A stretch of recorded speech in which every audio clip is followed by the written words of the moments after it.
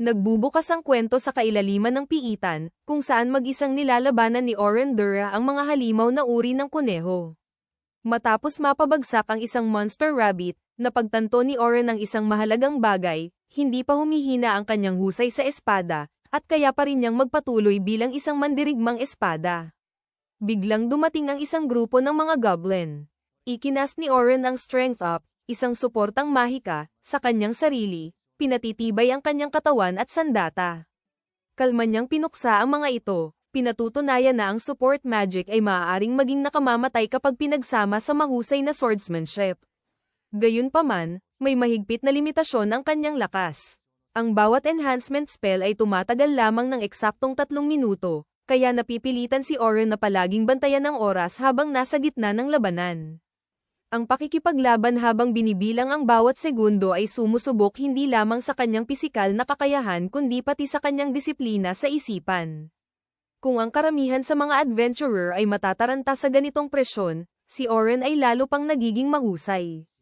Isang araw, biglang nagbago ang kanyang buhay nang kausapin siya ng leader ng grupo na si Oliver, ang kanyang kaibigan mula pagkabata. Ipinaliwanag ni Oliver na matagal na niyang binabalewala ang lumalaking agwat ng lakas sa loob ng partido dahil sa katapatan at mga alaala ng nakaraan, ngunit hindi na niya maitatanggi ang katotohanan. Ang pananatili ni Oren sa grupo ay nagiging pabigat sa kanila. Bagamat sinubukan ni Oliver na pag-aani ng sitwasyon, mas walang awa sina Ellie at Derek, tahasan nilang tinawag si Oren na pabigat at sinabing mas magiging maayos ang grupo kung wala siya. Kahit hindi ito tahasang sinabi ni Oliver, sa huli ay sumang-ayon siya at hiniling kay Oren na pormal na umalis sa partido.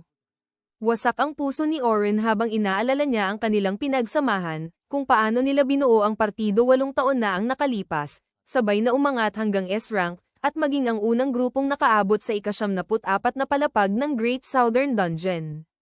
Hindi niya maunawaan kung bakit siya iniiwan ngayon.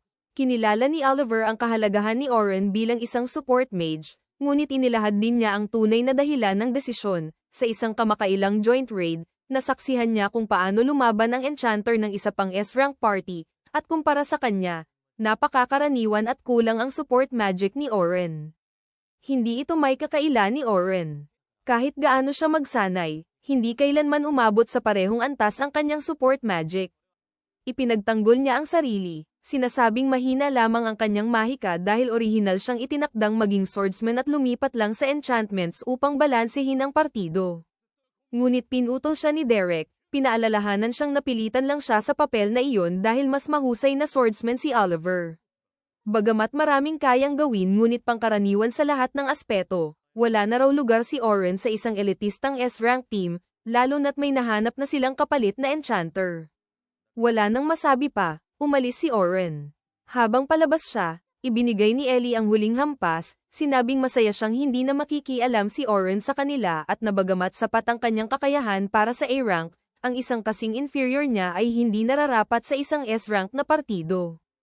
Ang mga salitang iyon ang nagtulak kay Oren na magpas siya, mag-isa na siyang kikilos at patutunayan ang kanyang halaga. Matapos ang kanyang pangangaso, nagtungo si Oren sa isang teleportation crystal upang irehistro ang access papunta sa ika-7 palapag. Doon, narinig niya ang isang partido na nagkakagulo sa takot. Inatake raw sila ng mga orc at napilitang tumakas, iniwan ng isang miyembro sa likuran. Ipinilit ng leader ng grupo na tama ang kanilang naging desisyon, sinasabing masyado silang mahina para lumaban.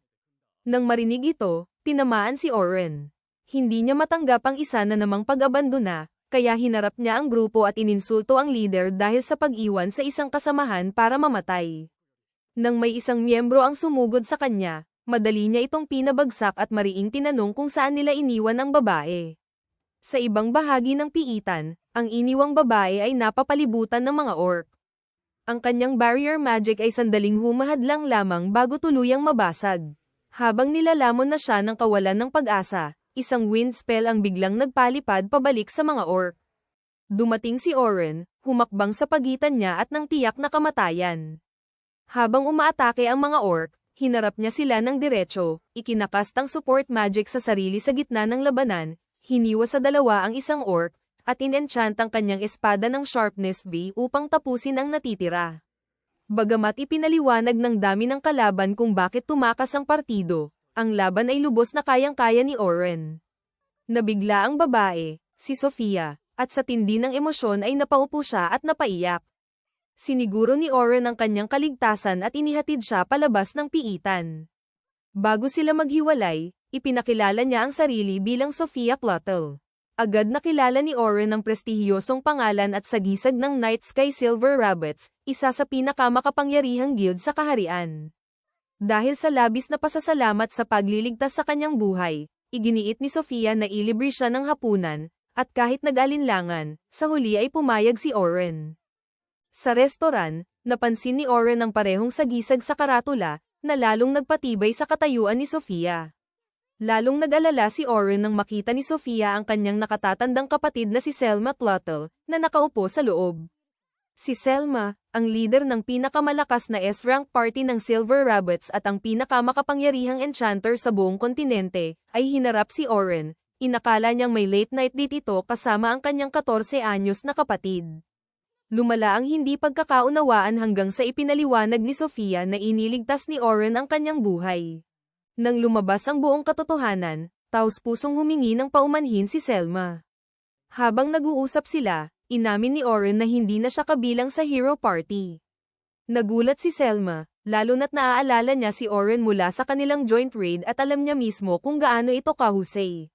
Nakakita siya ng pagkakataon at inalok si Oren ng isang bayad na posisyon sa isang teaching expedition para sa mga bagong recruit. Bagamat ikinararangal niya ang alok, tinanggihan ito ni Oren. Ipinaliwanag na nais na niyang mag-adventure ng mag-isa at ayaw na niyang malimitahan sa papel ng support magic. Dahil sa taos-pusong pakiusap ni Sofia, napaisip muli si Oren, at sa huli ay pumayag siyang pag-isipan ang alok, sa isang kondisyon, kung sasali siya, lalaban siya bilang isang swordsman, hindi lamang bilang enchanter.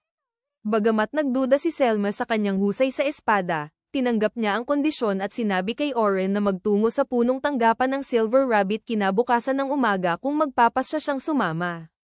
Bago umuwi, dumalaw si Oren sa isang pamilyar na tindahan ng mga sandata. Nagpasalamat ang matandang may-ari sa kanya dahil sa pagtulong niyang mapalago ang negosyo noon, ngunit humingi ng paumanhin si Oren, ipinaliwanag na hindi na siya bahagi ng hero party at wala na siyang impluwensya. Pinakalma siya ng matanda. Sinabing ang halaga ni Oren ay hindi kailanman nakatali sa kanyang titulo. Bayani man o hindi, siya pa rin ang parehong tao, isang taong tumutulong sa kapwa.